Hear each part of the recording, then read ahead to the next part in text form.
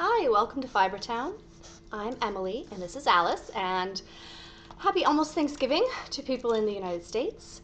Alice, I have bribed her to be here. There's a cookie on top of my laptop. So everybody say, cookie! Alice hasn't seen you guys in a while, so she wanted to say hello. Yes. Okay. All right, ready? Go get it. Nom, nom, nom, nom, nom, nom, nom, nom, nom. Yeah, it's a good girl. All right, so Alice is going to take off, digest her cookie, and we're going to talk fiber, y'all. All right, bye-bye. Okay. Hey, how's everybody doing? I've had a devil of a time getting the lighting right today. I don't know what's going on. Let me adjust. Still not great. Anyway, welcome. Hello. I want to say thank you to Jane Knight, that's me, for the iTunes review. She is a Jane Knight, follower of Jane Austen. It was a lovely review, and thank you very much. So, straight down to business, y'all. We have show and tell.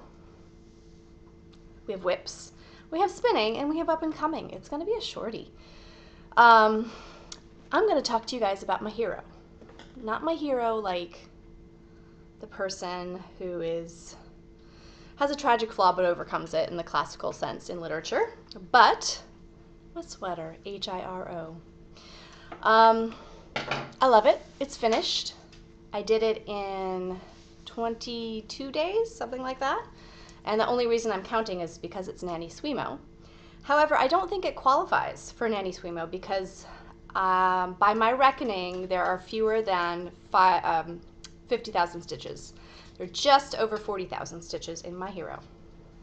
So it will not be getting entered, I suppose, in any of the contests. That's okay. It was a very fun, fast knit, and it fits really well. Let me tell you about the modifications I made.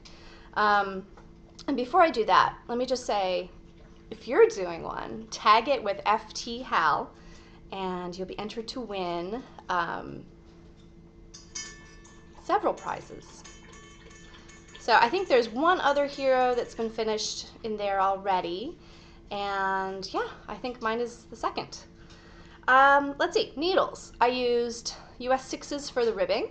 I used US 9s for the body, and I used US 8s, actually US 9s up until the bust increases. Then I changed back to 8s. And then I stayed with 8s for the color work. And the color work came out great. The color work is done using Stonehenge Mill Shepherd's Worsted in lilac, autumn's gold, and pewter.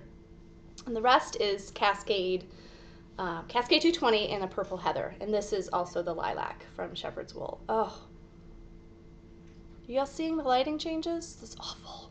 So sorry. So that's as far as yarns and needles. Modifications. I started with a stitch count for, I believe, the 42 on the bottom. I did not the provisional cast on, but I just cast on. I used a long tail. I followed the Elizabeth Zimmerman instructions for a hem that she lays out in The Opinionated Knitter. So I cast on for the 42 on the bottom, and I decreased all the way to the stitch count for the size down, the 39. So mine is a little bit longer, I believe. It looks about the same in pictures, I think, because my row gauge was different. I decreased at different points as well because of my row gauge differences, and I outlined all of those decreases on my project page. I think I took the most thorough notes for this project of anything I've ever done. So if you're curious how I did the decreases, and I don't think I gave too much away because it is a paid pattern, it was more for me in case I might want to make another one and I want it to fit the same. So I made notes there.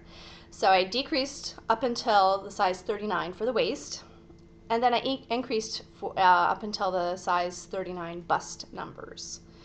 So everything worked out well. I did the color work. I got to the short rows, and they were not quite right. And Julia Farwell Clay responded in the designer. She responded about that problem that people are having in the and the hero along the thread in the Fibertown podcast group. So she's having the tech editors take another look at it. So we will see what she says about the short rows. But I did my own thing. And I think I detailed that as well on my project page. So let's see.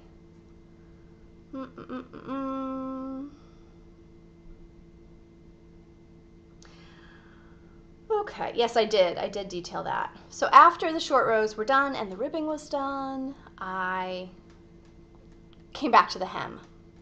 And what Elizabeth Zimmerman has you do is pick up for a turning row in the back loop for the cast on. And it makes a great turning row. And then you knit basically as long a hem as you want. I think mine's about 1.5 inches. And I did some color work on mine. I charted it all out. I chose like a love theme for mine because my husband and I just had our anniversary. And I'm also rereading the Outlander series for maybe the 12th time. Outlander series by Diana Gabaldon. It's my sick and sad book. Whenever I need comfort, I read some of the Outlanders. And she's writing the 8th book right now. It should be finished by next summer. And I adore them. The first one you have to suspend disbelief. Well, you have to suspend disbelief for all of them, but especially the first one. I adore the characters. The amount of characters she has is like Dickensian in scope, like tons and tons of characters. But the two protagonists are just, it's a lot of good escapism. But it's sort of genre bending. It doesn't fit in any genres. There's sci-fi, historical, romance. It's just awesome. So I took a quote from Outlander, which is the first book. It's from a poem by Catullus, and it's Dami Baziamile, which is Latin for give me 1,000 kisses. And so I color worked that into the hem. I'm not going to show you because it would involve showing off my belly. Well, you don't want to see that. And then I put my initials, my husband's initials, the date of our first wedding, the green card wedding, and then I put also 2013. Oh, excuse me. Fiber, itchy. So, yay. Now, sewing the hem down. Elizabeth Zimmerman has you take out the needles. So you've got 100 plus stitches. Of course, I'm doing this at 11 at night. I started to try it at 11 at